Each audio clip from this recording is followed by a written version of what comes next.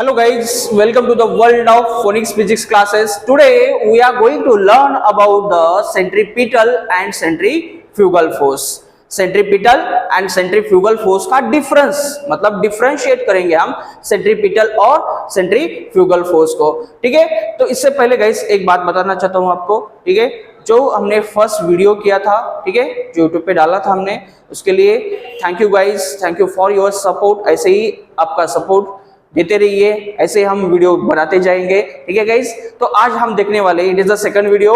ठीक है, हमारा ये दूसरा वीडियो है, इसमें हम सेंट्रीपिटल और सेंट्रीफ्यूगल फोर्स देखते हैं। ठीक है, सेंट्रीपिटल और सेंट्रीफ्यूगल फोर्स में क्या डिफरेंस होता है। ठीक है गाइस, तो बड़ा ही इंटरेस्टिंग टॉपिक है। ठीक है, तो इसमें देखेंगे हम कि सेंट्रीपिटल फोर्स जो होता है, सेंट्रीपिटल फोर्स की डेफिनेशन हम बताते हैं, the force which is directed along the radius, जो अलोंग द रेडियस जा रहा है, ठीक है, towards to the centre and towards to the centre of circle is called as the centripetal force. ठीक है, दो फोर्स से अलोंग द रेडियस है और सेंटर की तरफ जा रहा है, उसे क्या बोलेंगे हम, सेंट्रीपिटल फोर्स। ठीक है, इसकी डेफिनेशन लिखते हैं हम, which is directed towards to the centre of circle, जो सेंटर ऑफ सर्कल से सेंटर ऑफ सर्कल की तरफ जा रहा है, उसे बोलेंगे हम सेंट्रीपिटल फोर्स। ठीक है, और दूसरी तरफ देखते हैं हम कि जो फोर्स अलोंग द रेडियस है, अलोंग द रेडियस है, but it is going away और directed away from the centre of circle, जो सेंटर ऑफ सर्कल से दूर जाता है, मतलब ऐसे देखेंगे हम,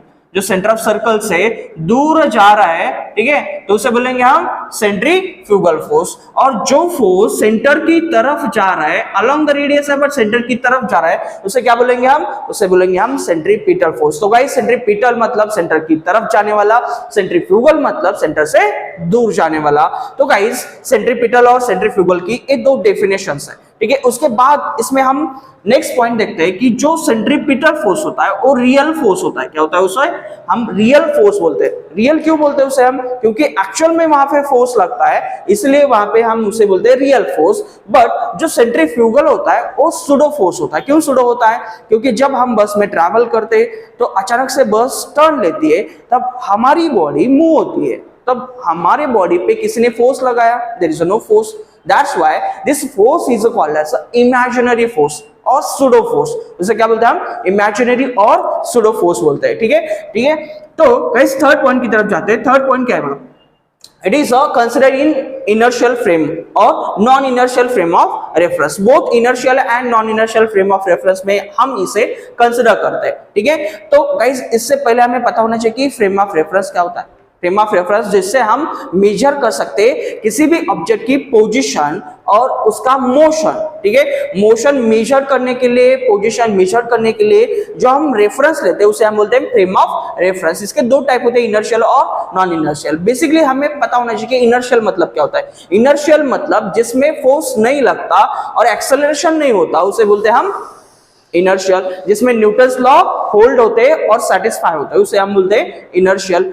और जिसमें इनर्शियल में, सॉरी नॉन इनर्शियल में, जिसमें हम बताते हैं कि जो न्यूटन्स लॉ सेटिस्फाई नहीं होते, उसे बोलेंगे हम नॉन इनर्शियल। और जिसमें फोर्स नहीं लगता बट एक्सेलरेशन होता है, ठीक है, उसे बोलेंगे हम नॉन इनर्शियल। जब हम सेंट्रीपिटल फोर्स देखते हैं तो इनर्शियल और नॉन इनर्शियल बोथ केसेस और बोथ फ्रेम ऑफ रेफरेंस में इसे हम कंसीडर कर सकते हैं सेंट्रीपिटल फोर्स को। बट जो हमारा सेंट्रीफ्यूगल होता है only is consider in non inertial frame of reference. बस इसे हम non inertial frame of reference में ही कंसिडर कर सकते हैं। इसकी वजह है यहाँ पे this force is a pseudo force और इमेजिनरी। यहाँ पे फोर्स नहीं है बट एक्सेलरेशन और मोशन हो रहा है, तो इसे बोलेंगे हम सेंट्रीफ्यूगल फोर्स। और इसके लिए और इसी वजह से हम इसे कंसिडर करते हैं non inertial frame of reference में। ठीक है गाइस, ठीक है, नेक्स्ट पॉइंट पे तरफ जाते हैं। इसका फॉर्मूला होता है F is equal to plus M R omega square और M V square upon R. ठीक है, इसमें लिखते हैं हम plus M R omega square और एम वी स्क्वायर अपॉन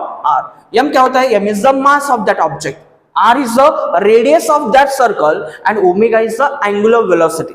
ठीक है, और इसमें ही होती है लीनियर वेलोसिटी भी। मतलब क्या होता है, linear velocity, R is the radius, M is the mass. ठीक है, और इस फॉर्मूले में देखा है हमने कि इस फॉर्मूले की वजह से हमने इसे लिखा है एम आर ओमेगा से M V square upon R कैसे आया। तो गाइस हमें पता होना चाहिए ओमेगा का फॉर्मूला होता है we upon are.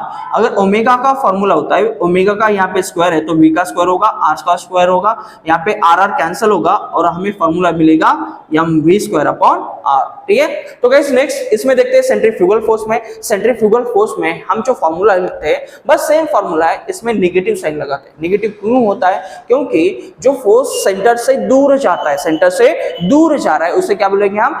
It is a centrifugal force. और जो सेंटर से दूर जाता है उसे हम लिखते हैं नेगेटिव साइन से। ठीक है, और जो सेंटर की तरफ जाता है उसे लिखेंगे हम पॉजिटिव साइन से। ठीक है गाइस, तो फॉर्मूला ध्यान में रखिए, एक होता है एम आर ओमेगा स्क्वायर और दूसरा होता है minus M R omega square. क्योंकि सेंटर से दूर जा रहा है इसलिए माइनस है, और ए प्लस क्यों है? क्योंकि सेंटर की तरफ जा रहा है। अगर सेंटर की तरफ जाता है, कोई किसी के पास जाता है, कोई किसी की तरफ जा रहा है तो उसे हम पॉजिटिव लिखेंगे, कोई किसी से दूर जा रहा है तो उसे हम लिखेंगे नेगेटिव साइन में। ठीक है गाइस, लास्ट में देखते हैं इसके एग्जांपल्स।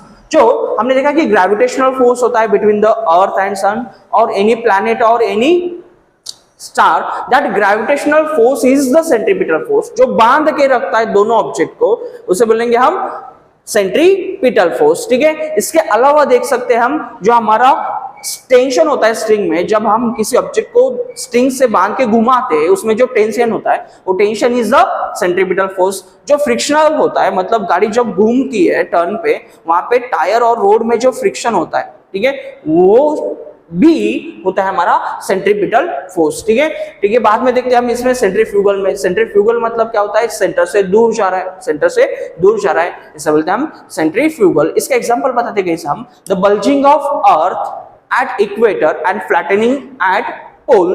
ठीक है, जब अर्थ रोटेट करते वक्त अर्थ पे कौन सा फोर्स लगेगा? बाहर की तरफ जो फोर्स लगेगा वो होता है सेंट्रीफ्यूगल फोर्स। और इसी फोर्स से अर्थ इक्वेटर पे बल्ज हो रही है और पोल पे फ्लैट हो रही है, इसी वजह से हो रही है। तो इसका एग्जांपल, बेस्ट एग्जांपल है flattening and bulging is the example of centrifugal force. ठीक है, इसके अलावा हम बता सकते हैं जब हम बस में ट्रैवल करते हैं तो बॉडी मूव होना, it is the centrifugal force. अच्छे से हमने पढ़ा है आज का टॉपिक। अगर कोई डाउट हो इस टॉपिक के रिलेटेड तो कमेंट में जरूर बताना। अगर वीडियो अच्छा लगा है, ठीक है, तो लाइक कर दीजिए, शेयर कर दीजिए, सब्सक्राइब कर दीजिए। थैंक यू बच्चों।